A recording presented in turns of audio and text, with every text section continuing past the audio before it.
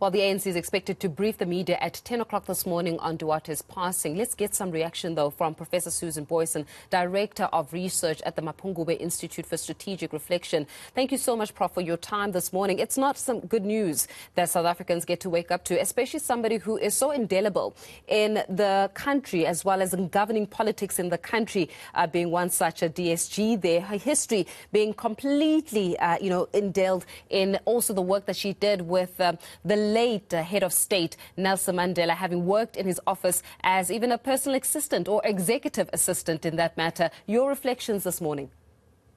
Good morning, Faith. And yes, indeed, this is sad news.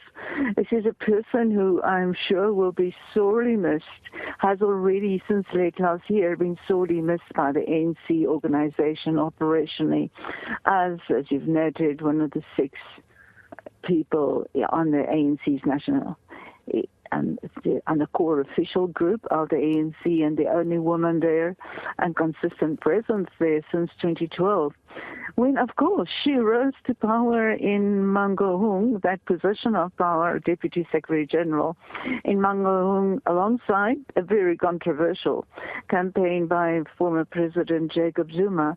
But she was the not kingpin, but queenpin indeed, in that election operation. And this is where one really, as a professional, have to have respect for Jessie Duarte. She knew that ANC structure. She knew the branches inside out. She knew exactly where the balance of power was lying at that stage. And she kept that hold on the organization. From 2012 on, nobody in the organization and power politics could really be guaranteed of getting anywhere without having Jessie's insights, knowledge, understanding of the organization and the branches and the detailed knowledge of branches at their dispense. And so, yes, she remained Deputy Secretary General there, also through NASREC, 5 years later in 2017. And she also worked, she was an organizational person. She would tell and do whatever the organization mandated her to do. And as an organizational person, therefore, bringing that kind of strength, she was indispensable to the ANC. And we can see many of the repercussions of her not being in charge there and not being able to exercise that great organizational skill that she had. We can see that in the last year. I'm sure far fewer of the ANC's regional conferences and branch meetings, etc., would have been faltering if she had been able to be in charge of that. And yes, as a professional organization person, I first came across her in a transition period. When as a researcher we did briefings, we attended briefings, we presented briefings, and Jessie was there as the personal assistant then of former late President Nelson Mandela. And she would come from the whole group of high-level ANC people in the room. She would come with some of the most incisive questions, detailed to the point, acute understanding of the political dynamics. And for that, I can always respect her. Professor, a lot of people, of course, who've been following politics, and perhaps not even for the longest time, will only but know the DSG of the ANC as just that, the DSG of the ANC, an important figure in the governing party, someone whose allegiance is only but to the governing party. But she was a figure, a great political figure, and a figure, of course, a great figure in democratic South Africa. Her work goes beyond just what she's done for the African National Congress. So those who perhaps may not really know her beyond the ANC, what is it, of course, that she will be remembered for most? She was a big name and in some ways a figurehead of the mass democratic movement of the UDF and of internal politics mobilization, and also linking the ANC up to the internal struggle. She had a huge role in that. Much of that remained unspoken of. And it is very sad that we know she had mentioned on occasion that she was still going to write a book. She hoped she had the time to write a book on her experiences. Alas, I trust there will be sufficient archives, and she has kept records of her experiences, because there will be an incredible number of stories to tell on that. And yes, and she suffered oppression and detention and interrogation under the apartheid regime.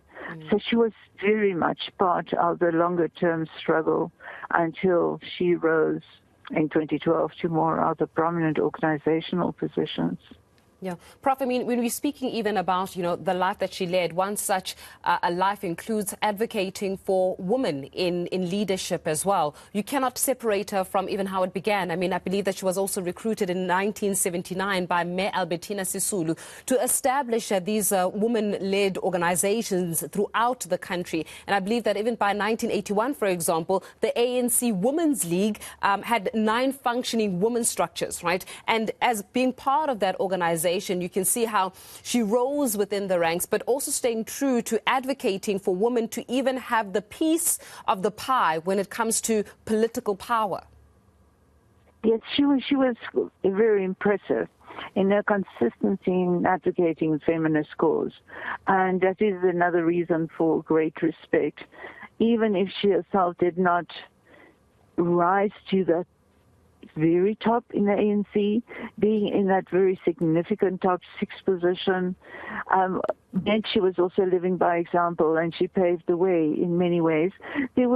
She did come into a position in the top 6 that was perhaps, unfortunately, but typically delegated to women. Women before her, there were people like Cheryl Carolus, Sanki Ntembe Makhamyele, Tandine Modise was in Deputy Secretary General positions. And they all did sterling work in those positions. And yet I'm sure we know it remains unfinished work, that they did not rise to higher positions. Some went into Secretary General briefly, but the ANC did not sustain those women. The women who ended up in the very hard-working position of Deputy Secretary General did much of the office work, but were not typically in that trajectory, except for Jacob Zuma, who was in the 1991, elected as the Deputy Secretary General. He was the only man in that position who then managed to rise through the ranks.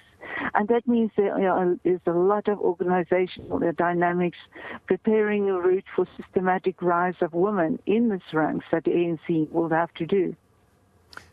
Of course, there's, as you mentioned, a lot of work still that needed to be done, perhaps not only by her, but everybody in the organization where advocacy for women is concerned. But how much more work do you feel she still had to do in the wider political spectrum in South Africa, and I suppose just for all the other work in South African landscape to ensure that this country goes forward? How much work do you feel she still had to do? How much more do you feel she still had to offer? There is so much work to be done in that category, generally and specifically to advance the role of women in the organization. And that is a flaw in ANC organization at this time, where the women come and present themselves as candidates for higher position, some with the idea just to serve the organization, but some also with high personal ambition.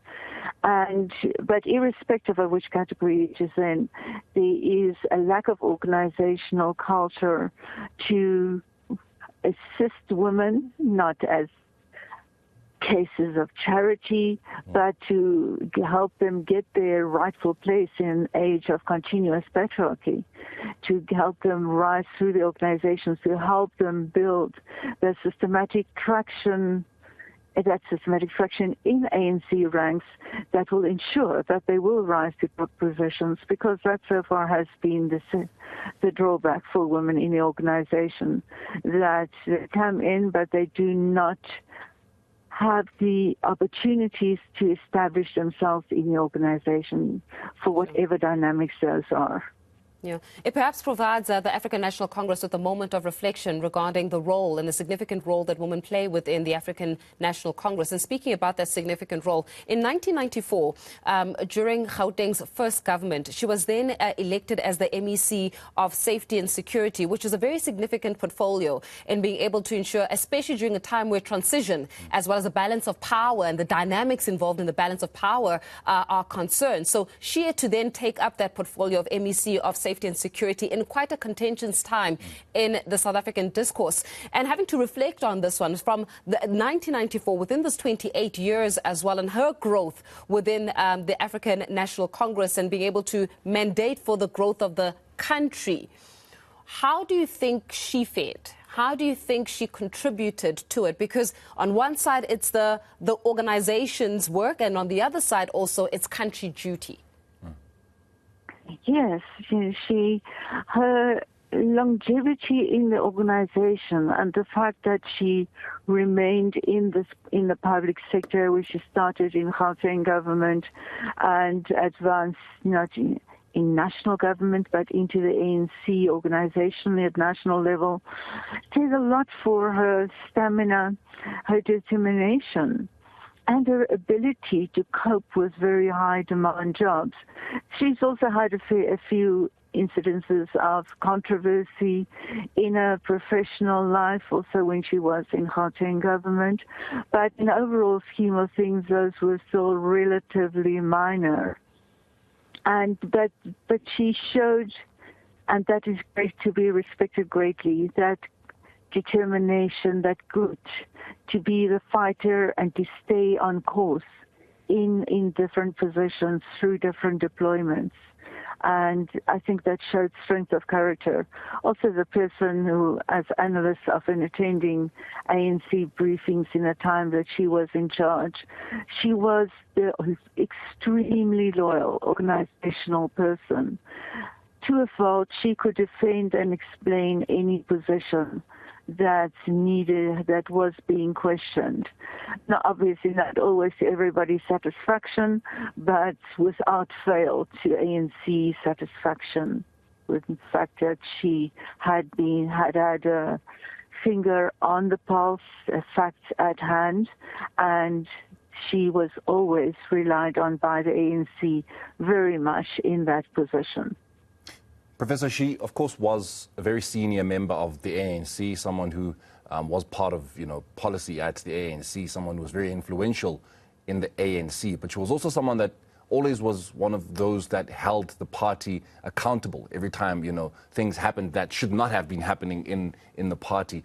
Looking back now, since she had been on medical leave, for her, how do you think she would be looking at the party now, her reflection of the party, her opinion of the party, where she thinks the party is and where the party should be going, especially because this is such a crucial year for the ANC going into that elective conference?